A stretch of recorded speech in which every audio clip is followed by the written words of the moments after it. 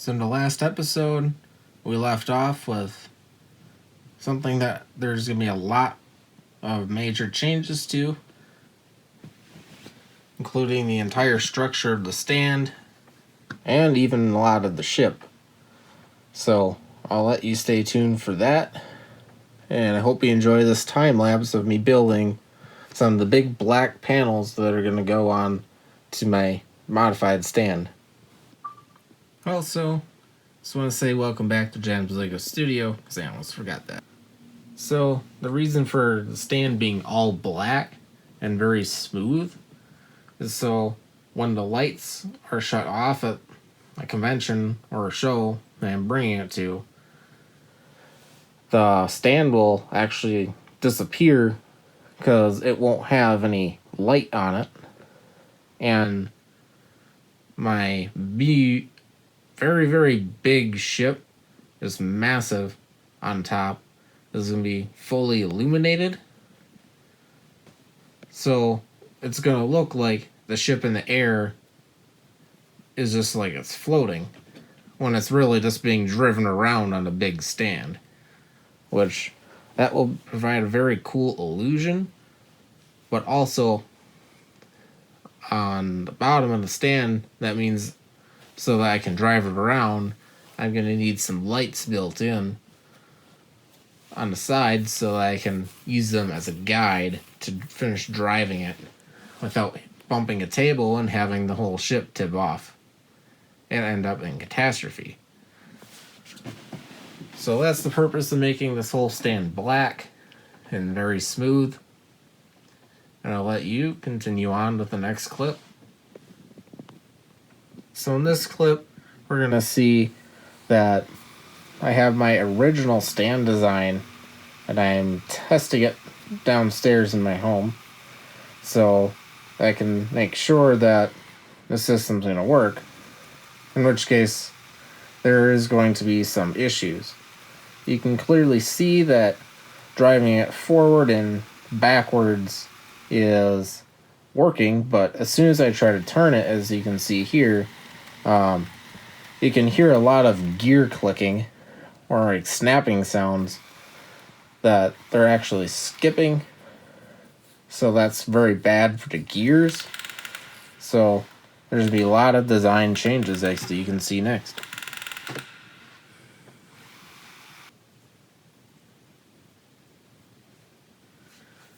And also, here I'm showing the original version of the stand with only 12 XL motors, and then I believe 6 battery packs, as well as 6 IR receivers. So as you can see in this clip, I am tearing down my original design, but I am trying to save that middle portion because I can reuse that in my new design that's going to be coming up. So I have torn apart those to split up the modules and make it bigger. Okay, so now with the new system here, now we have 20 XL power function motors, and with, instead of a 3-to-1 ratio for gearing, we have a 75-to-1 ratio. So this is much more heavy duty than it was before. I don't know what I was thinking when I only had it 3-to-1, but now it might actually be able to do something.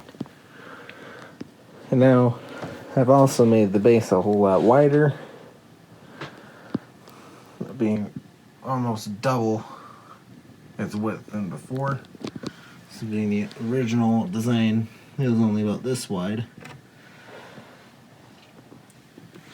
So that is going to really help with the stability as well with turning. And also, you may have noticed I have, instead of 3 of these modules on each side, I have 5. So now each of those, having 2 of these rubber treads each, will give a lot of contact with the ground. Then I have wheels going on each of the sides of each module, and then one in the middle. So that is a lot of points of contact spread out across the side where I plan on having much of the weight dispersed onto. And then in the middle, to help guide it on its turning and to support the middle towers, like I have back over there, I was able to save that. So all that weight will be dispersed by these. It'll just flow pretty smoothly down there. And with a lot of weight, this should be really good. And now, in terms of powering all these XL motors, I'm going to be using, for each pair of XL motors, I'm going to be using one power function battery pack. And then these are going to be connected to an IR receiver. So that's where I'm at now with this. We'll see in the next step. Now I've thickened up the frame by a significant amount. As you can see, by at least about 3 or 4 times as much. And also, I have contained all the gears and now supported them over. So all the gears are going to be like much more in place and stable in their operating. As well in the middle, this thing's going to be running off of 10 power function battery packs and a power bank for the LEDs in the bottom of this. And that is going to be a lot of extra weight in the center, but this should work very well. As this stand in the back that is saved will be going right on top of that. And then on the sides, you can see I kind of have this beam here representing the angle at which that stand in the back is at. Phone calls when you're recording is annoying, but regardless, on the side, the stand angle is represented. And with that, I'm going to have some access panels on the side so that I can unplug all the battery packs and replace all the batteries in those, as well as get this power bank out. So, with all the extra thickness in the frame, this thing is rock solid. So we'll be moving on to the next step because I'm currently waiting on an order of parts for this part. So we'll be moving on to the big spaceship that's going to be on top of this stand. So currently, this is a portion, being the bottom, of the original stand that I had on a smaller version of this base. I'm modifying it to make these lengths a lot longer to fit the new width of the new base. And after that, we'll be attaching this up onto here, which will rest right above all those battery packs, as you can kind of see an angle represented by that Technic beam there. So let's get going on that. Alright. So now we have put the big stands on in the middle, and we have increased the length of these supports, and I've added 2 new ones in the middle, which will be extended up just like the other 3. So those will be helping replace these to make the gap shorter to help reduce the twisting motion. And so the next part we're going to do is we're going to add some supports going all the way from the edges of the tank base all the way up to approximately here. Now, because I extended these beams because the base got wider, that also made the stand's position taller. So as you can see in the middle, it got a little bit less supportive because of the added length. So I had to add some extra supports there versus the design before, which didn't require that. But that also means these stands got taller, meaning I need to shorten those up a little bit by a section. So we'll be doing that, as well as making a support beam.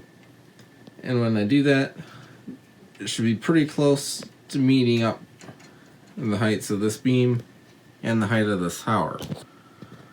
So without further ado, let's get to it. Okay now, so we have all the side supports for the stand into place, as well as a big sturdy beam up at the top to prevent it from tilting forward. As I'm pushing forward right now, it's not really wanting to go. And then, as well as these side supports, again, side to side. Right now, as you can see, I'm actually tilting the entire table. So these supports really do very well. So now the next step is to wire down all the LEDs on the bottom of here. Signaling kind of like hazard lights in the car, so nobody trips over my spaceship in the middle of the air. Because this whole stand is going to be all black on the outside. And then after that, we will be trying to get some of the black panels on here. So let's get to it. So as you can see, we got all the black panels on the sides for the most part. I got a little bit in the bottom left, but I reused these big black panels from the previous stand and added on to them on the edges to finish coming up to this face. And also, you can see we have some of the wires in here starting to go in. We just had to finish soldering the LEDs onto those and put them on that circuit board on the inside. So those will be the next steps, as well as getting this all black. Big black panels. I wonder how many 2x2 black tiles there are in this build.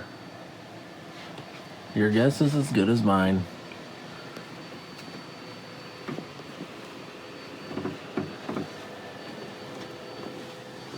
And yes, I did the backside.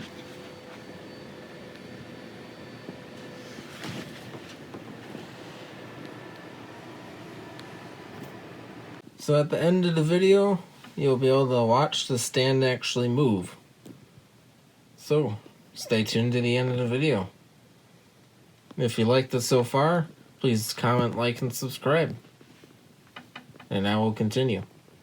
So before we move on to the alien spaceship here, there's going to be quite a few major design changes according to the last time it was seen.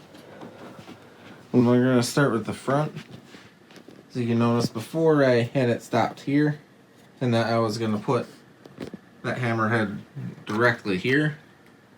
I decided for the proportions of the ship that I needed a little bit more length in this hallway, but that has also led to where these turbo lasers are going to be mounted on the side here, using these.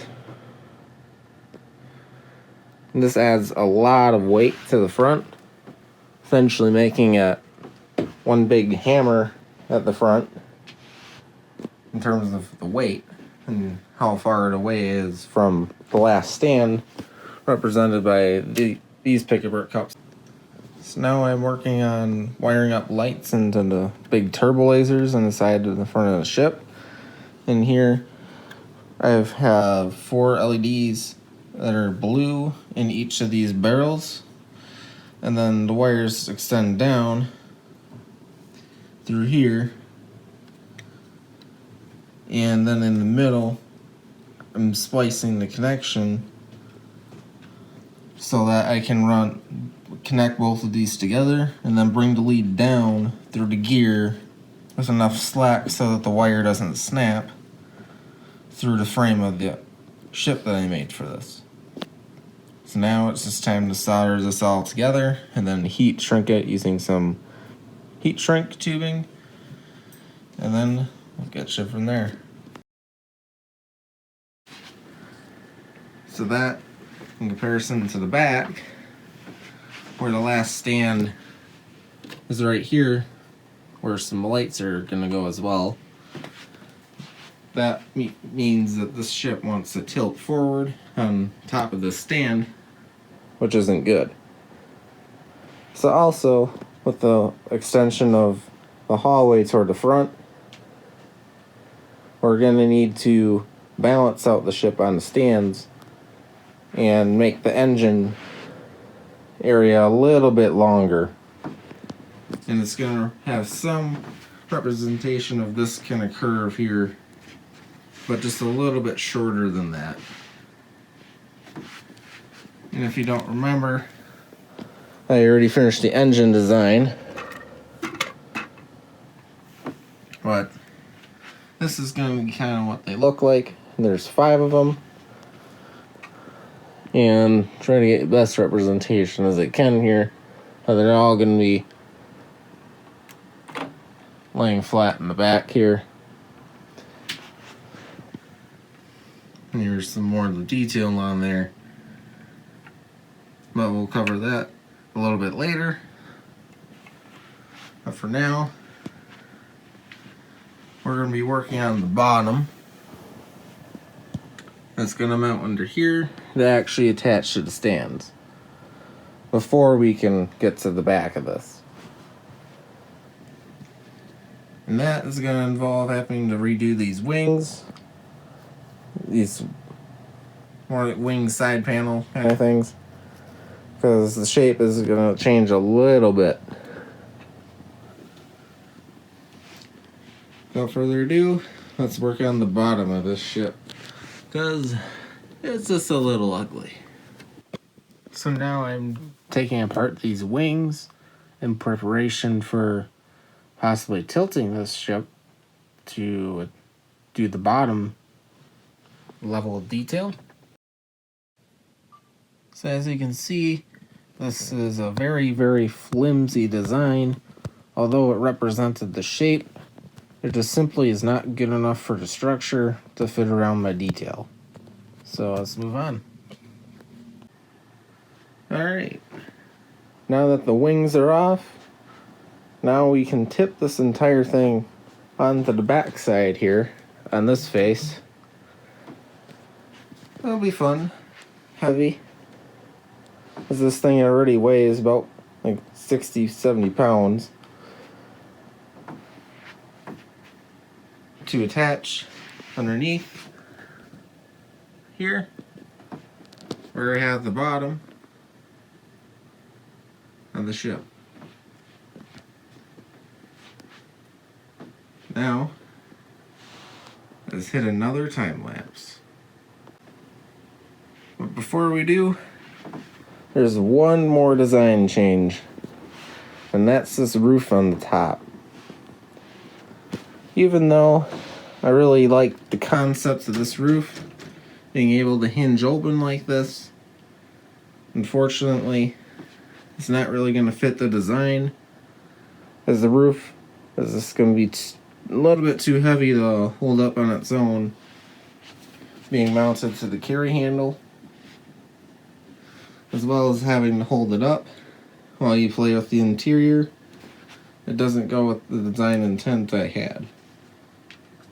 So now, this roof is going to go for a different design, to where I can just have this roof connected loosely, just with a few studs and mostly tiles underneath. Almost something similar to this, so I can just take the roof off and set it off to the side. So that way, you don't have to hold it up like I am now to access the great detailed interior and its features on the inside.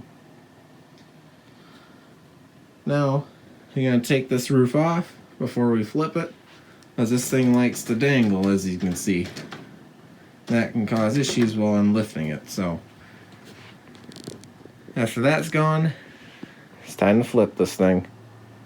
Also, I forgot to mention that this length here, that is randomly sticking out, that's approximately how much farther than before I want to extend the engine section. So the following is how Lego builders work out. Lifting up the iron for sure. So now we're lifting up this probably at least 70 to 100 pound Lego ship. Very much so that my arms are spread out, being stretched.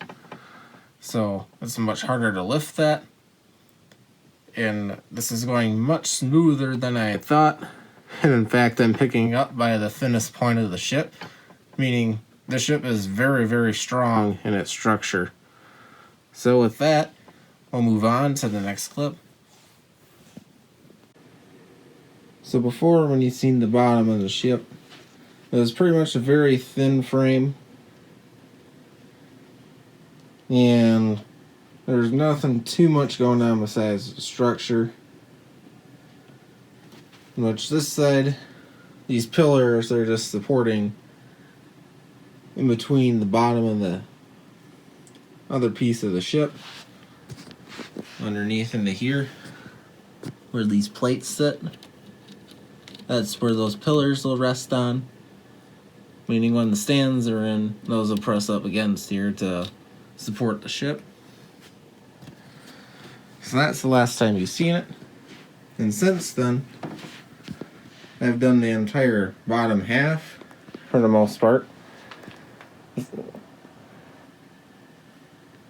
really like how the sand green blended in with these blue hexagonal domes I made, using some of the really old classic space parts. Not classic space, but Space Police.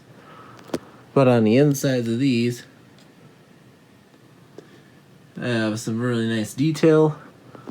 And as well, in here I have some lights wired up. And I'll shine this in a dark blue. Just gonna be a really cool contrasted color. And unlike some of my other ships, it'll make the bottom of it pop a little bit more. And then where all these other gaps are underneath, they're going to be where some stand inserts are going to go. Minus the bottom one here, which is going to be for the ramp. That's going to be lowering and raising in that space. So, this is the bottom. And now it's time to take down these wings,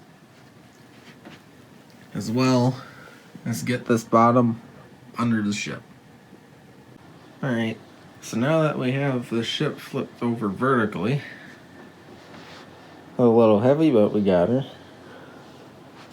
Now, it's time for this guy, this bottom piece, to finally go under here. And how it's going to do it is these Technic beams all the way across here are going to be pinned in into these Technic bricks. So they're also going to be supported by the pins, and then so those beams don't go anywhere or tend to pop out. If this ends up going slightly side to side, so then I'm going to use these to fill the gap around the Technic beam, like this. So the Technic beam will rest right here next to the red. It has just enough space where there's no wiggle room in there. Then there's another plate that goes on the bottom to lock this in. Once that's on there, be time to flip it back over again. But now, let's head in the time lapse. So here in this clip, you can see that I'm trying to attach the bottom of the ship I've designed on to the rest of the ship. But for the way that this has to sit on an angle and trying to connect so many Technic beams together and trying to keep both pieces level with each other to do so provides a very big challenge to actually keep these pinned in. But once they're pinned in, they're going to be locked in very well, because this is ending up being a very, very sturdy structure. So with that, now I'm adding a couple pick-a-brick cups to keep it at a certain angle to keep pinning these in, and I'll send you to the next clip. Alright, so now the bottom piece is actually clipped in and pretty well supported to the original frame I had. And in fact, I can pick this up vertically and these beams won't bend at all, so that's actually very good. So now that I have this attached, it's going to be time to flip this again, so where I can work on that side detail better, as well as do the lighting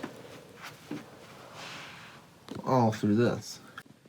Alright, now we have this behemoth of a ship flipped over again,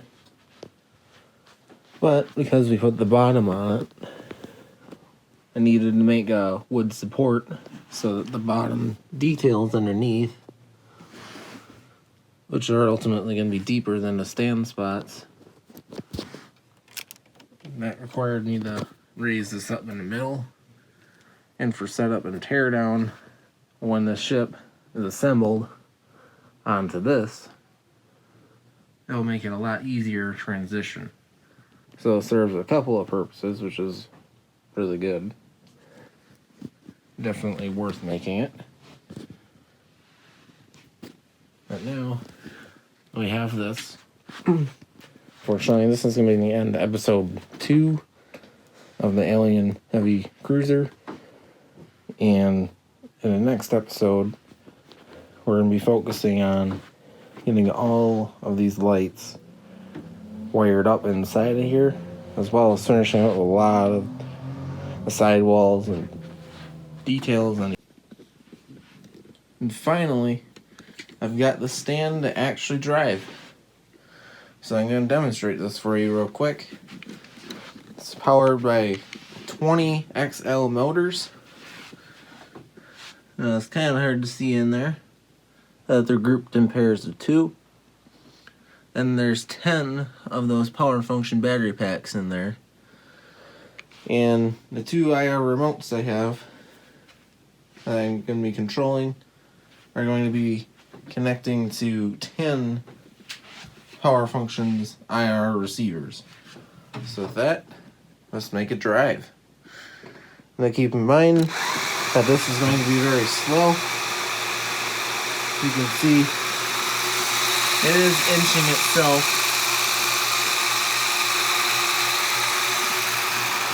It's very, very slowly. But keep in mind, this has to move over 300 pounds in the air, which this ship will be on top of this stand. And as you can see, we're getting very close to the edge of the table, so I think I'm going to stop right here. And as well, I'll demonstrate a little bit of the turning as far as I can stay on the table.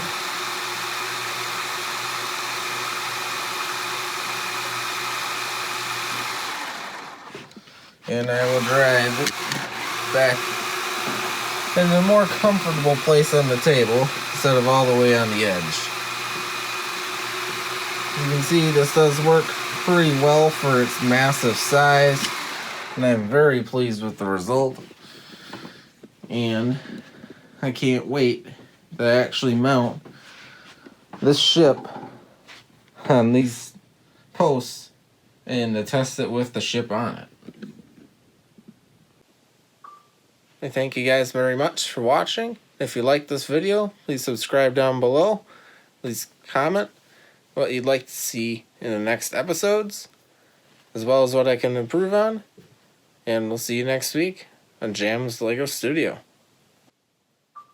The next episode of the building series for the Alien Cruiser is going to be a very big one, getting a lot of the engine area done, a lot of the interior, as well as the command bridge, which in fact I've already started on, but I figured I need to get this episode out on Saturday, and I'm editing this the evening before, so much to look forward to in the next episode.